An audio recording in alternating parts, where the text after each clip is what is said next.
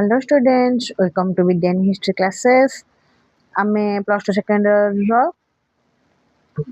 भारत इतिहास बहिर ऋग्वैदिक विषय रे आलोचना करथिले। पार्ट 1 रे आमे आलोचना करथिले जे वेद एवं ऋग्वैदिक युगर सामाजिक जीवनी विषय रे। आज आमे देखिबा तार आदि वैदिक युगर बा ऋग्वैदिक युगर अर्थनैतिक व्यवस्था किपरि थिला।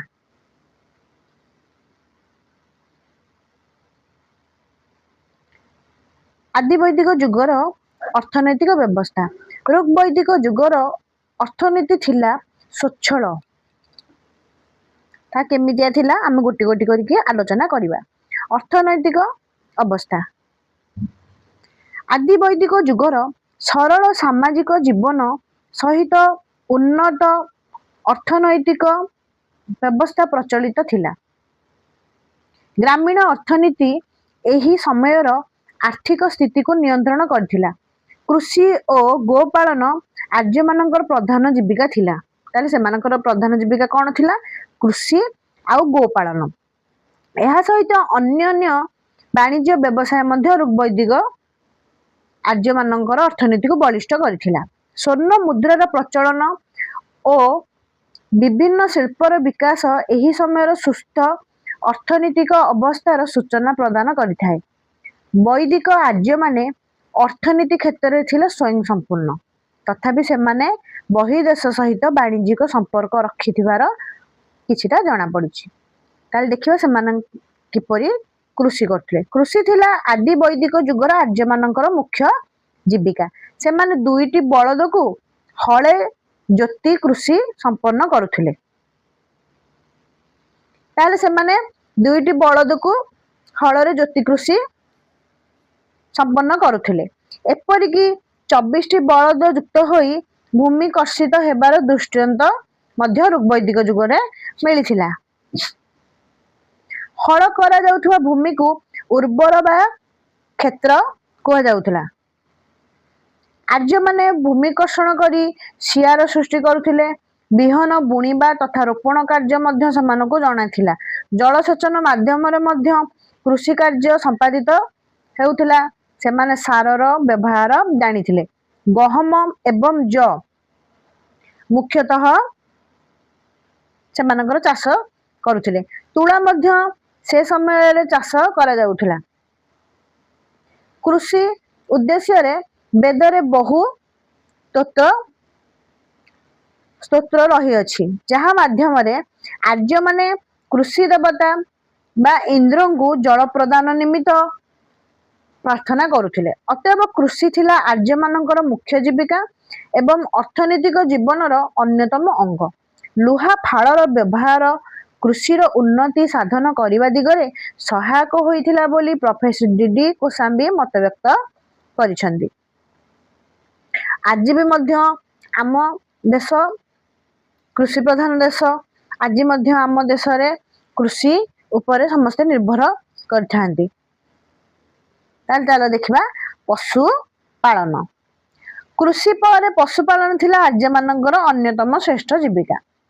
वेदरे गोधन निमित्त प्रार्थना करिवार देखा जाई थाए। गोरु मानकु आर्य माने बहुत भक्ति प्रदर्शन करथिले। से माने आर्य मानकर धन एवं अर्थनैतिक प्रगति गोप नामक गोरक्षक द्वारा गोरुपल प्रत्येक दिन चारण निमित्त करा जाउथिला। देख परीक्षा रे आसी पारे गोप गोप काहाकू कहा जाए ना? गोप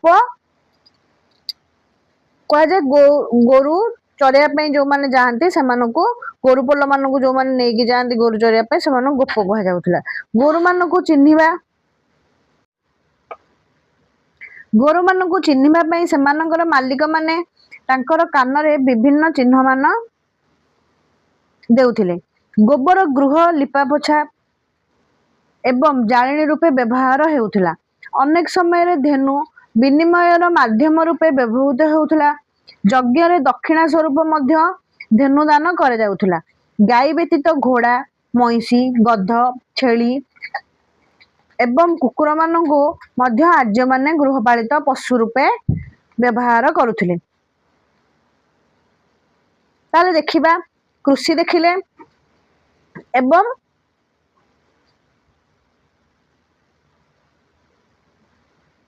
ताले कृषि एवं पशुपालन विषय देखिले ताकर अन्यान्य व्यवसाय कौन थिला देखिबा।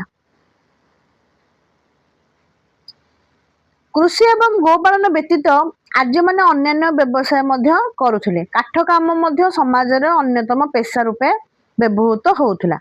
बढ़ई व्यतीत कमार स्वर्णकार तंती एवं चर्मकार आदि सेमानंकर पेशा बजाय रखिथिले। ताहला आमे प्रथमरु पढ़िथिले जे सेठी जाति प्रथा एठी वैदिक जुगरे जाति प्रथा नथिला केवल से माने कर्म अनुसारे जहा बाछुथिले। गोटे परिवार रे किए चासी चाष काम करथुला किए कमार काम करि परथुला किए स्वर्णकार थिला किए पशुपालन करुथुला किंतु एठी जाति प्रथा नथिला। से समय रे कृषि पई उद्दिष्ट विभिन्न उपकरण यथा फाळ दा एवं युद्ध उपकरण खंडा बर्छा तीर आदि कमार मानकर द्वारा गढ़ा जाउथला। कर्ण फूल कंकण बलय हार आदि अलंकार मान स्वर्णकार मान द्वारा निर्माण कर जाउथला।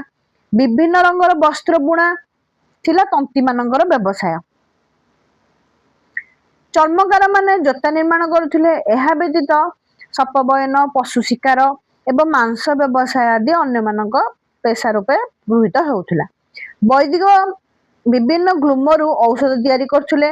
वैद्य माने ताले कोन करथुले केतरे तो डॉक्टर नथिले वैद्य थिले तेणु से वैद्य माने कोन करथुले ना गछ पत्ररु विभिन्न प्रकार औषध तैयारी करुथिले। विनिमय व्यवस्था ताले से मानकर कोन थिला आदि वैदिक जुगरे विनिमय व्यवसाय क्षेत्र में प्रत्येक द्रव्य विनिमय होउथला। एटा हम बैटर सिस्टम बोली हम कहूचे। विभिन्न प्रकार द्रव्य अन्य द्रव्य गुड़िकर विनिमय द्वारा लाभ करा जाय पारुथला। उदाहरण स्वरूप वस्त्र बदल तंती कृषक ठारू गहम पाई पारुथला। अनेक समय रे गाय को विनिमय रो एकक रूपे व्यवहार करा जाउथला। एही समय रे निस नामक एक स्वर्ण मुद्रा प्रचलित थिला। एहा द्वारा देश भीतर न बहिर्देश सहित वाणिज्यिक संपर्क स्थापना करने को आर्य माने सफल होइथिले। ताले विनिमय कौन ना कृषक तार गहम जरू दौथुला एवं ताकू तंती वस्त्र प्रदान करथुला। से भली भाबरे सुना अलंकार जो माने तैयारी करथुले से माने स्वर्णकार माने सुना अलंकार तैयारी करथुले से मानकु सुना अलंकार दउथुले तंती से मानकु वस्त्र प्रदान करथुला। एई भली भाबरे से माने द्रव्यर आदान प्रदान करुथिले। ताले विभिन्न द्रव्य तथा परिवहन विषय रे देखिबा। आर्य माने विभिन्न द्रव्य आमदानी एवं रप्तानी करुथिले। से माने साधारणतः वस्त्र एवं जोता रप्तानी करुथिले। गोटिए स्थान रु अन्य स्थान को द्रव्य मान स्थानांतरण करा जाउथला।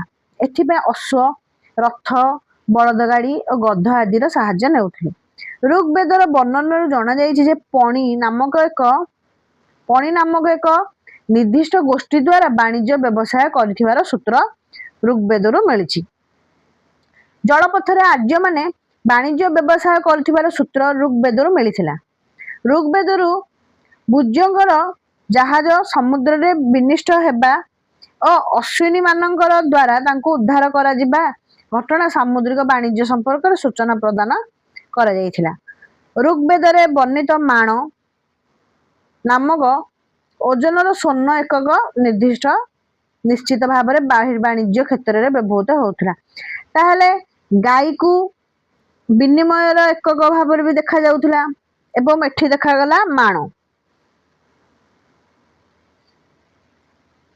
नामक एक ओजनर स्वर्ण एकक सहित निश्चित भाव में बहिर्वाणिज्य क्षेत्र में व्यवहृत होउथिबार अनुमान करा जायछि। तार एथरा हमें स्पष्ट जानि पाइले जे आर्य मानकर अर्थनीति थिला स्वच्छल। से माने विभिन्न जीविका एवं वाणिज्य व्यवसाय को आधार करी निजर अर्थनीतिक व्यवस्था को बलिष्ठ କରିଥିଲେ। କୃଷି ଏବଂ ପଶୁପାଳନ ଥିଲା ସେମାନଙ୍କର ମୁଖ୍ୟ ଜୀବିକା। ଅନ୍ତଃ ଏବଂ ବହିର୍ବାଣିଜ୍ୟ ମାଧ୍ୟମରେ ଆର୍ଯ୍ୟମାନେ ଏକ ଉନ୍ନତ ଅର୍ଥନୈତିକ ବ୍ୟବସ୍ଥା ବଜାୟ ରଖିବା ପାଇଁ ସକ୍ଷମ ମଧ୍ୟ ହୋଇପାରିଥିଲେ। ତାହେଲେ ସେମାନଙ୍କର ସୁଖମୟ ଜୀବନ ସମ୍ପାଦନ କରିବାରେ ସେମାନେ ସକ୍ଷମ ହେଇପାରୁଥିଲେ। ତାହେଲେ ଆମେ ସେମାନଙ୍କର ବିଷୟରେ ଗୋଟେ ଗୋଟେ କରି ଗୋଟେ ଗୋଟେ ପର୍ଯ୍ୟାୟରେ ଆମେ ପଢିବା। ତାହେଲେ ଏଇଠି ଆମେ ମୁଁ ରଖୁଛି। ଅନ୍ୟ ଏକ ପାର୍ଟରେ ଆମେ ଆଦି ବୈଦିକ ଯୁଗର ରାଜନୈତିକ ସଂଗଠନ ବିଷୟରେ ଆଲୋଚନା କରିବା। ଏବଂ ପିଲାମାନେ ଯଦି ଭିଡ଼ିଓଟି ଭଲ ଲାଗିଲା ତାହେଲେ ଲାଇକ୍, ସେୟାର ଆଉ ସବସ୍କ୍ରାଇବ କରିଦେବ। ଆଉ ବେଳେ ବେଳେ କିଛି କିଛି କମେଣ୍ଟ ମଧ୍ୟ କରିଦିଅ।